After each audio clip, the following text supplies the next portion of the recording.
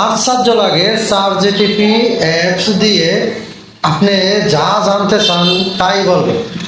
আমি এখন জানতে চাবো, চ্যাট জিপিটি তুমি বলো তো বাংলাদেশ আহলে হাদিস সম্পর্কে কিছু বলো। ঠিক আছে। এক মুহূর্ত। বাংলাদেশে আহলে হাদিস বলতে একটি ইসলামী ধারা বোঝায় যারা কোরআন ও সহিহ হাদিসকে মূল উৎস হিসাবে বেশি গুরুত্ব দেয়।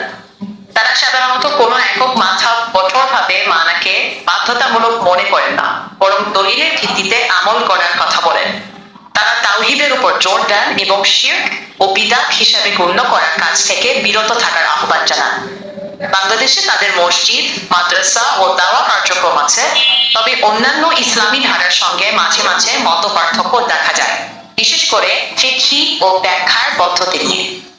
আপনি কি বাংলাদেশের ইতিহাস দিক থেকে আরো বিস্তারিত জানতে চান, নাকি তাদের আকীদা সম্পর্কে কিছু বলো।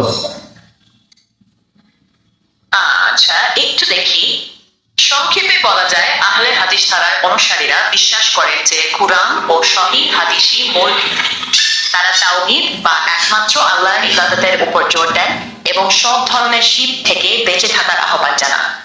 তারা আল্লাহর নাম ও গুণাবলী কুরআন ও সহিহ হাদিসে যেমন এসেছে সেভাবেই মানেন। অপ্রয়োজনীয় দার্শনিক ব্যাখ্যা এড়িয়ে চলেন।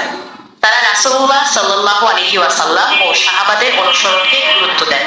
এছাড়াও কোনো নির্দিষ্ট মাযহাব সব ক্ষেত্রে বাধ্যতামূলক মনে করেন না, বরং কুরআন ও সহিহ হাদিসের দলিলকে অগ্রাধিকার দেন। তাছাড়া বিদআত হিসাবে গণ্য করা নতুন সংযোজন থেকে বিরত থাকতে বলেন। মনে রাখবেন, এইসব বিষয়ে অন্যান্য ইসলাম